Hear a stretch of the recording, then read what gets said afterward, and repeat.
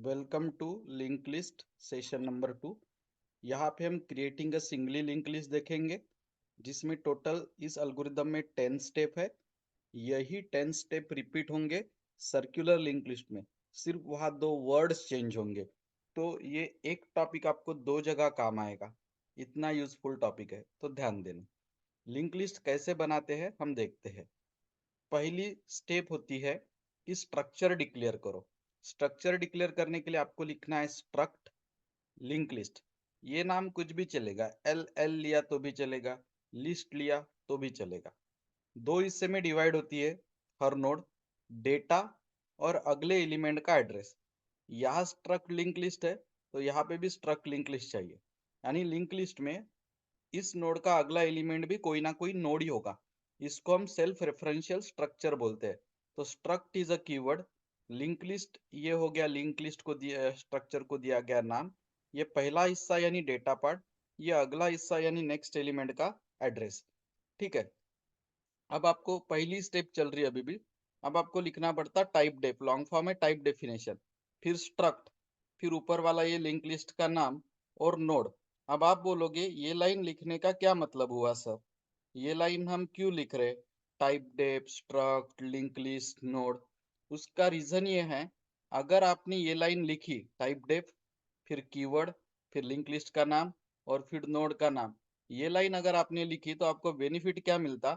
आगे जाके ये जो नोड वर्ड है इसको आप डायरेक्ट यूज कर सकते हैं। ये नोड, ये नोड, ये नोड, यहाँ पे नोड, यहाँ पे नोड, डायरेक्ट यूज कर सकते। और अगर आपने ये लाइन नहीं लिखी तो आपको नोड वर्ड यूज डायरेक्ट नहीं करते आएगा। आपको हर बार नोड वर्ड लिखने के पहले उसके सामने ये दो वर्ड्स लिखने पड़ेंगे। Do you understood? देखो आगे जाके मैं नोड वर्ड कितनी बार यूज कर रहा हूँ, एक, दो, तीन, चार, पाँच, छ, बहुत बार यूज कर रहा हूँ। तो ये लाइन लिखने से क्या होता, आगे जाके आप वो नोड वर्ड डायरेक्ट यूज कर सकते। अगर आपने ये लाइन नहीं लिखी तो फिर क्या होगा पता है क्या? आपको हर बार नोड वर्ड यूज करने के पहले इतना लिखना पड़ेगा, struct link list node, struct link list node. तो इसलिए ये लाइन एक बार लिखा नहीं पूरा थी ताकि आगे का काम आपका शॉर्टकट हो जाता। So this become your step number 1, structure तैयार करना। स्टेप नंबर 2, हेड के लिए मेमोरी अलोकेट करो। तो सी लैंग्वेज में कौन सा रेडीमेड फंक्शन होता है मेमोरी अलोकेट करने के लिए?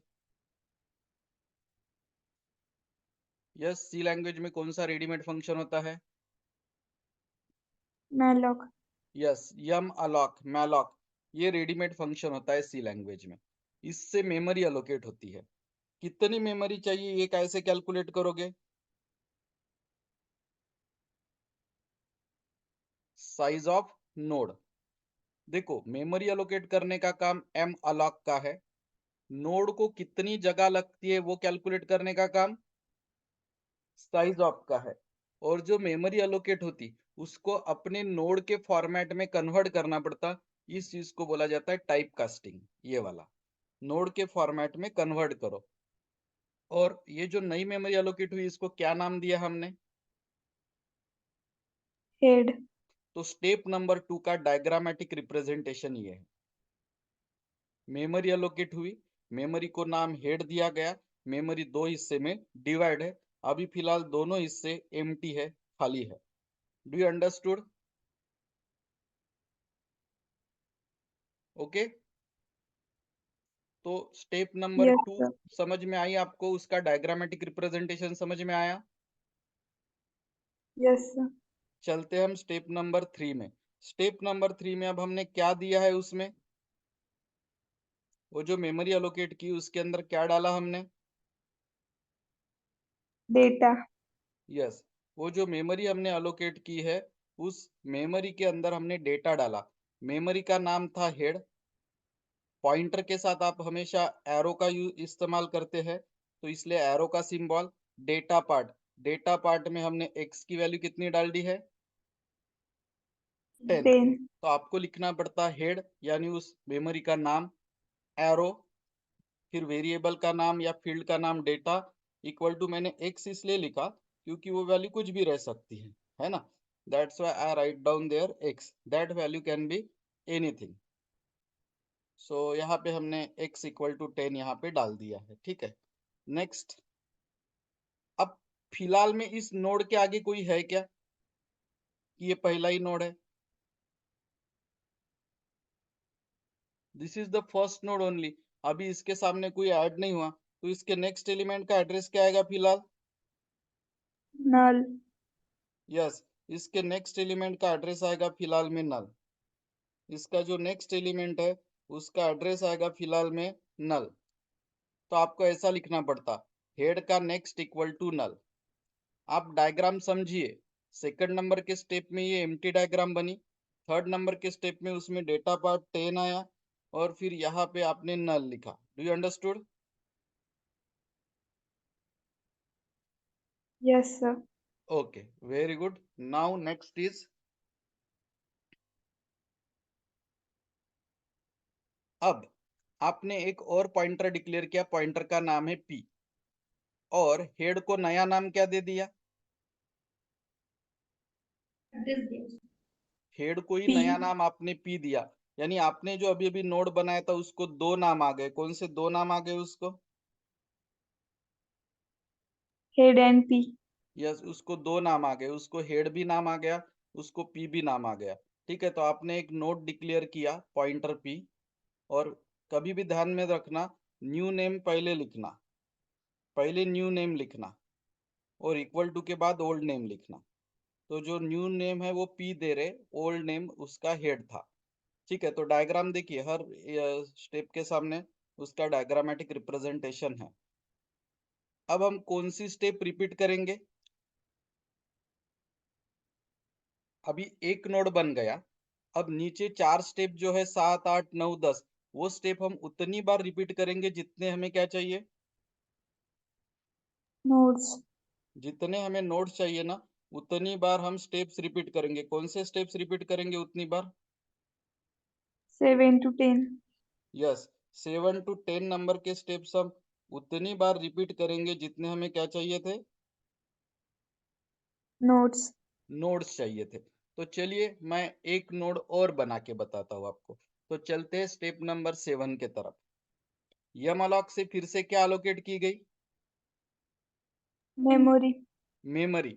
नोड को जितनी साइज चाहिए उतनी, और वो मेमोरी किसके नेक्स्ट में जोड़ी गई? किसके नेक्स्ट में हेड जोड़ी गई? के। पी के।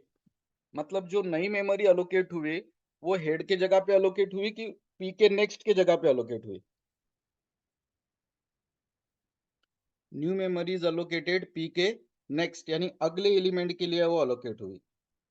ध्यान रखना, ठीक है। अब पी को आगे बढ़ाने के लिए आप क्या करोगे ताकि पी उस नए मेमोरी पे चला जाए? पी इक्वल टू पी का नेक्स्ट। इससे क्या होता है, जो पी यहाँ पे था ना, वो अगले एलिमेंट पे चला जाता है। देखिए हर स्टेप के सामने उसका डायग्रामेटिक रिप्रेजेंटेशन दिया है जो आपका काम आसान कर रहा है। पहले पी 10 पे था, P equal to P next करेंगे तो वो अगले एलिमेंट पे चला गया, यस और नो? Yes sir. नाउ अब वो नया जो एलिमेंट है उसके डेटा पार्ट में फिर से हमने x रख दिया, इस बार x की वैल्यू 20 है। अच्छा, इस एलिमेंट के आगे और कोई है क्या? इस नहीं। एलिमेंट के आगे और कोई है क्या? नहीं। तो फिर ये नया एलिमेंट जो है p का नेक्स्ट, वो क्या कर देंगे हम? नल। नल। एक बार फिर से 10 स्टेप समझाता हूँ। सबसे इंपॉर्टेंट चीज जो आपको ध्यान में रखनी है वो ये है कि हर स्टेप के सामने उसकी जो डायग्राम दी है वो बड़ी इंपॉर्टेंट है। चलिए, स्टेप नंबर 1, स्ट्रक्चर डिक्लेयर करिए। कीवर्ड है स्ट्रक्ट, ये नाम आपके मन से लीजिए। पहला हिस्सा डेटा, दूसरा हिस्सा नेक्स्ट पार्ट का address. Typedef, long form है टाइप डेफिनेशन। स्ट्रक्ट कीवर्ड है, लिंक लिस्ट हमारे लिस्ट का नाम है, और नोड उसमें के हर एक एलिमेंट का नाम है। ठीक है, step number 1 is all about creating structure and declaring the structure variable node. ठीक है। नाउ मेमोरी अलोकेट करनी होती है हमें, तो मेमोरी अलोकेट करने के लिए रेडीमेड फंक्शन है एम अलोक। इससे मेमोरी अलोकेट होती है। कितनी मेमोरी अलोकेट होगी? कितनी मेमोरी अलोकेट होगी? जितनी नोड को साइज चाहिए उतनी। साइज ऑफ नोड, जितनी नोड को साइज चाहिए उतनी मेमोरी अलोकेट होगी, और उस मेमोरी को नोड के फॉर्मेट में कन्वर्ट कर दिया जाएगा। This is a type conversion, type casting. और उस मेमोरी को नाम क्या दिया हमने? What is the name given to this new allocated memory? Head. Yes, ये जो न्यूली अलोकेटेड मेमोरी थी इसको हमने नाम दिया है हेड। तो ये न्यूली अलोकेटेड मेमोरी हेड थी। अब हेड के डेटा पार्ट में कौन सी वैल्यू रखी हमने? x equal to 10। 10। The most important part of this notes is उसके सामने दी गई डायग्राम। उससे आपको क्लियर पता चल रहा है कि हर स्टेप से क्या बदलाव आ रहे हैं। ठीक है, नेक्स्ट। इस हेड के सामने फिलहाल और कोई एलिमेंट नहीं है, तो हेड का नेक्स्ट नल। नल। अब आपने एक और पॉइंटर डिक्लेयर किया p, और आपने हेड को एक सिनोनिम दे दिया। क्या हो गया हेड का दूसरा अल्टरनेटिव नेम? पी। p। अब एक ही एलिमेंट को दो नाम है, p और हेड। अब छठी नंबर की step is all about loop. छठे नंबर के स्टेप में हम बोल रहे कि 7वीं 8वीं 9वीं 10वीं ये 4 स्टेप आप उतनी बार रिपीट करिए जितने नोड्स आपको बनाने हैं। जितने नोड्स आपको बनानी है उतनी बार ये स्टेप आप रिपीट करते रहेंगे। नाउ अब आपको मेमोरी अलोकेट करना है, और वो मेमोरी कहाँ जोड़ेंगे आप? where you will attach that newly allocated second memory location? बताइए जल्दी, where you will be adding that?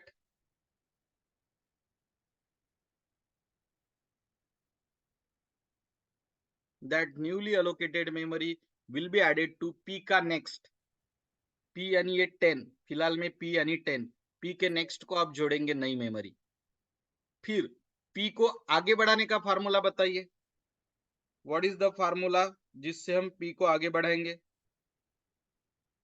P equal to P का next।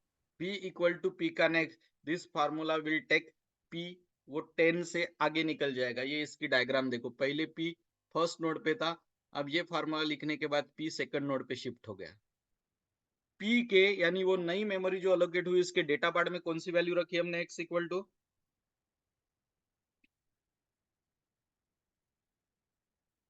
20। हमने न्यू वैल्यू रखी x इक्वल टू 20। ठीक है, p के डेटा पार्ट में x इक्वल टू 20 रखी हमने, और इसके सामने कोई नहीं है इसलिए p का नेक्स्ट क्या कर दिया हमने? नल। नल। अब 7वीं 8वीं 9वीं 10वीं स्टेप में एक बार फिर से रिपीट करके बताता हूं। स्टेप नंबर 7, ये इससे मेमोरी अलोकेट होगी। ये गुलाबी कलर की मेमोरी अलोकेट की है, ठीक है, ये वाली। फिर p इक्वल टू p का नेक्स्ट, आपका जो p यहाँ पे था वो p अभी यहाँ से यहाँ पे आ गया। p एक लोकेशन आगे चला गया। अब p के डेटा पार्ट में हमने 30 रखा सपोज, और p के नेक्स्ट कोई सामने नहीं है इसलिए नल रखा। ऐसे नए नए एलिमेंट्स बढ़ते जाएंगे। ठीक है, do you understood this creating the link list 10 steps? Yes और no?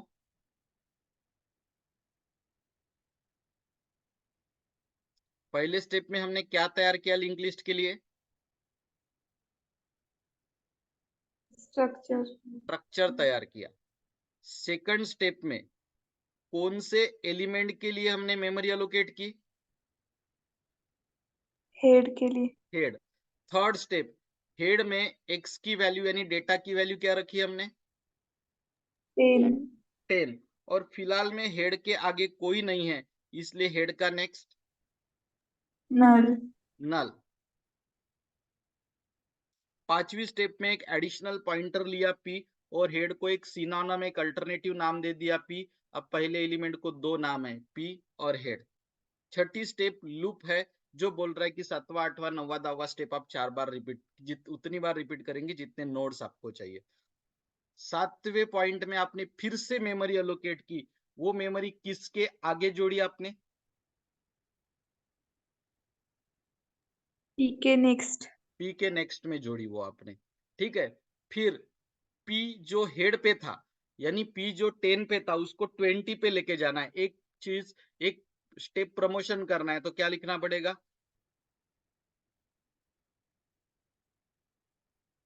P P equal to P. Equal to P का नेक्स्ट। यस। अब पी में डेटा पार्ट रखना था, तो पी का data part equal to X. X, 20 रख दिया। और ये न्यू एलिमेंट है, इसके सामने और फिलहाल कोई नहीं है, तो पी का नेक्स्ट नल। नल। ये 10 स्टेप हो गई। अब अगर ये सर्क्यूलर लिंक लिस्ट होती, तो ये पी का नेक्स्ट नल ना होते हुए क्या होता था? हेड। हेड। तो आप मुझे ये 10 स्टेप में सिर्फ वो 2 वर्ड्स बताइए, जो मैं बदलूंगा तो ये प्रोग्राम सर्कुलर लिंक लिस्ट का हो जाएगा। Tell me 2 words which I should null मैं की जगह हेड। 2 सेंटेंस नहीं बोल रहा हूँ, 2 वर्ड्स बोल रहा हूँ, only words.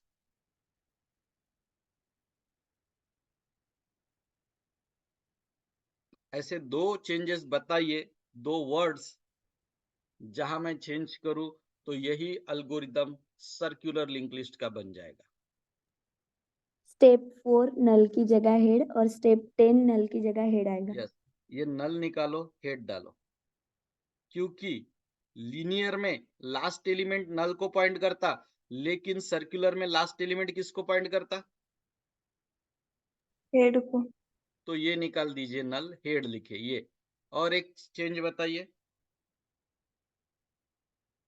One P more next change. Equal to head. Yes, ये जो 10 की स्टेप है, पी का नेक्स्ट नल, ये भी पी का नेक्स्ट नल निकाल के क्या कर दीजिए? हेड। ये वाले नल को हेड लिखे, ये वाले नल को हेड लिखे। Your algorithm will be converted to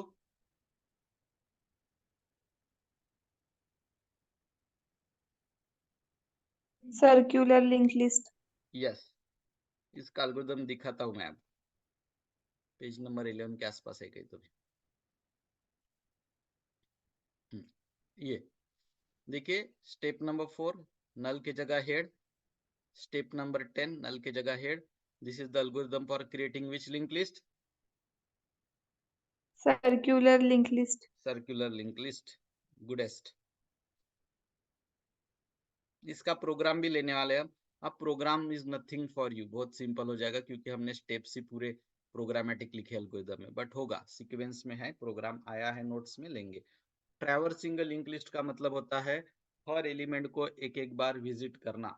traversing link list का मतलब होता है visiting every element one by one in a given sequence. तो हेड से शुरू करेंगे, तो हेड को ही दूसरा नाम क्या दिया ताकि हम हेड से शुरू कर पाए? पी। यस, हेड को नया नाम दिया है पी, और उसकी प्रोग्रामेटिक स्टेप है पी इक्वल टू हेड, ऐसा लिखना पड़ेगा आपको। आपको हेड को नया नाम पी देना है, तो आपको ऐसा लिखना पड़ता, जैसे मैंने लिखा है, ठीक है।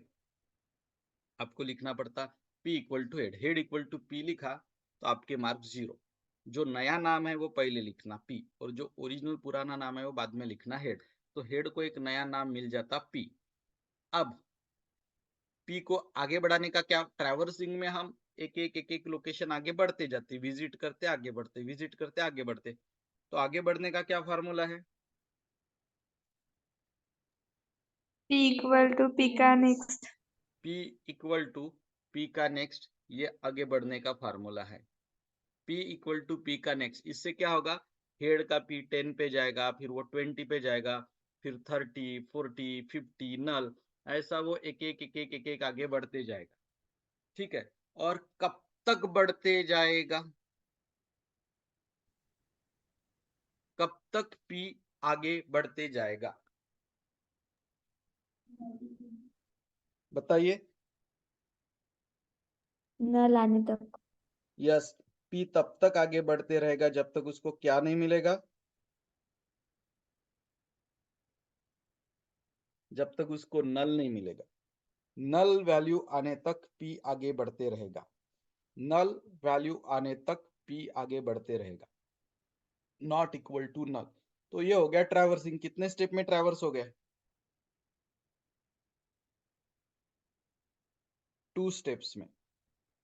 Okay, traversing done in only 2 steps. चलिए शॉर्ट में समझाता हूँ आपको फिर से। हेड को ही नया नाम क्या दिया? यस, हेड को ही हमने नया नाम दिया है पी। ठीक है, उसके बाद में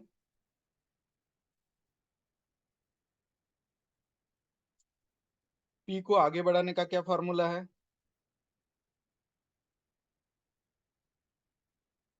P equal to P P का नेक्स्ट। equal और to कब तक आगे आगे बढ़ाते गए हम?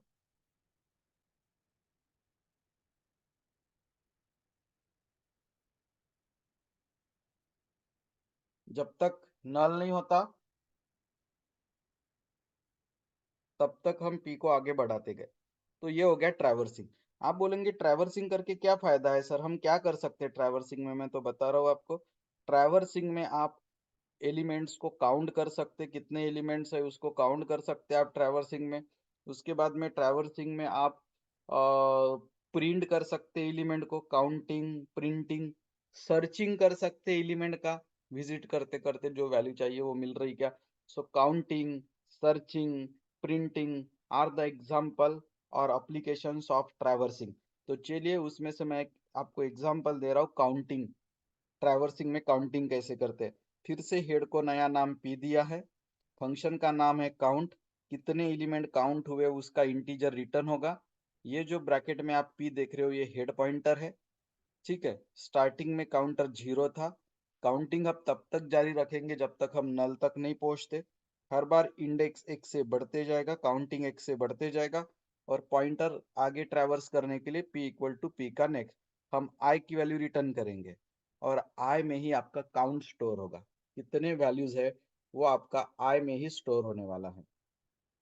ठीक है, कितने वैल्यूज आपके पास है वो आपका i में ही स्टोर होने वाला है। ओके, चलिए और आगे बढ़ते हैं। एक बार फिर से समझाता हूँ। हेड को नया नाम p है, यानी ब्रैकेट में जो आपको p दिख रहा वो हेड है। इंट, इंट यानी i की वैल्यू रिटर्न होगी। ये आपका काउंट रहेगा कि लिंक लिस्ट में कितने नोड है, जैसे 1 2 3 4 5 नोड है तो रिटर्न होगी इंटीजर वैल्यू 5। इनिशियल काउंट 0 था। जब तक वाइल लूप में पॉइंटर नल नहीं पहुंचता यानी हम एंड तक नहीं पहुंचते तब तक लूप रिपीट होते रहेगा। I equal to I plus one, counter 1 से बढ़ेगा। पी इक्वल टू पी का नेक्स्ट हम पॉइंटर भी आगे बढ़ाएंगे। काउंट बढ़ेगा पॉइंटर बढ़ेगा, काउंट बढ़ेगा पॉइंटर बढ़ेगा, ऐसा हम आगे आगे पहुंचते पहुंचते एक बार नल तक पहुंच जाएंगे। और हम वैल्यू रिटर्न करेंगे आई की। We will be returning the value of I. खत्म काम। ठीक है, तो ये एक एग्जांपल हुआ। अब हम सिंगली लिंक लिस्ट में इंसर्शन और डिलीशन ऑपरेशंस देखेंगे। इंसर्शन हम 3 जगह से करेंगे, आपको पता होगा कॉलेज में हुआ होगा। तो कौन से 3 जगह से आप वैल्यूज इंसर्ट कर सकते हैं? Front, middle and. यस, जो वैल्यूज आप लिंक लिस्ट में इंसर्ट कर सकते उसके 3 लोकेशंस पॉसिबल है। जो वैल्यूज आप लिंक लिस्ट में इंसर्ट कर सकते उसके 3 लोकेशन पॉसिबल है। और वो 3 लोकेशन है बिगिनिंग, मिडल एंड एंड। तो बिगिनिंग में कैसे इंसर्ट करते हैं हम देखते हैं। इस डायग्राम को देखिए। सबसे पहले मुझे नए नोड के लिए क्या अलोकेट करनी पड़ेगी? memory और उस नए नोड का नाम क्या है? P P. स्टेप नंबर 1, यह मलॉक से मेमोरी अलोकेट करिए, वो आपका नया नोड हो गया। स्टेप नंबर 2, उस नए नोड में क्या रखिए आप? data डेटा, वो रख दिया x। स्टेप नंबर 3, वो नया नोड बिगिनिंग में जोड़ना है, इसलिए उस नए नोड का नेक्स्ट आप किसको अटैच करोगे? बिगिनिंग में जोड़ना है इसलिए head को हेड को अटैच करेंगे आप नया नोड का नेक्स्ट। और लास्ट स्टेप, अब जो ओरिजिनली जो पहली वाली वैल्यू थी वो आपका हेड रहनी चाहिए कि ये न्यू वैल्यू बिगिनिंग में ऐड हुई तो ये आपका हेड बनना चाहिए? new who will, value head बनना चाहिए। ये जो नई वाली वैल्यू आई ना पी वो आपका हेड बनना चाहिए। तो पी को ही नया नाम क्या दे दीजिए अभी। पी को नया नाम क्या देना head है? हेड। अब उल्टा नहीं लिखेंगे आप, अब p इक्वल टू हेड नहीं चलेगा। अब नए एलिमेंट का पुराना नाम p है और उसको नया नाम क्या देने जा रहे हैं हम? हेड। हेड नाम अभी यहाँ आएगा, यहाँ से चला जाएगा।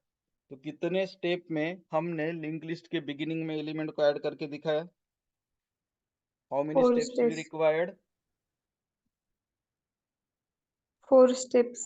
4 स्टेप्स में ये काम हो गया। This task is accomplish in 4 steps. ठीक है, चलिए देखते हैं एक बार फिर से। तो सबसे पहला काम है मेमोरी एलोकेट करिए, ये वाली। दूसरा काम है p के जो डेटा पार्ट है उसमें एक वैल्यू रख दीजिए जैसे कि x। तीसरा है ये जो p का नेक्स्ट है ये हेड को जोड़िए। और चौथा काम है, अब ये जो आपका नया एलिमेंट था वो हेड बन जाएगा, तो उस नए एलिमेंट p को एक नाम क्या दे दीजिए आप?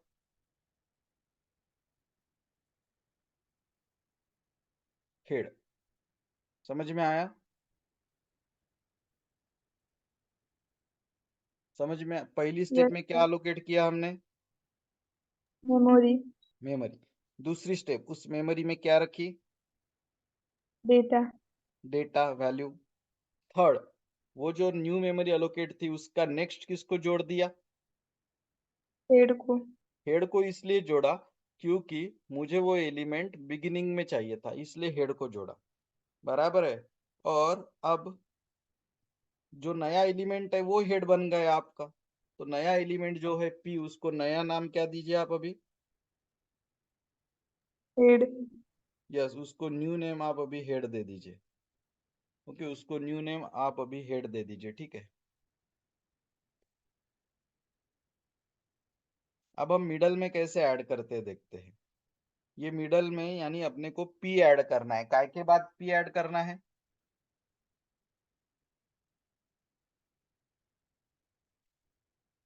Where to add p?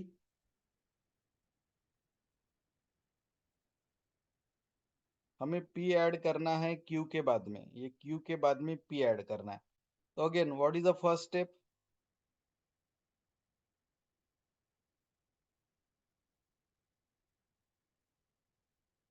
First step is to allocate the memory. ये न्यू मेमोरी हमने अलोकेट कर दी है।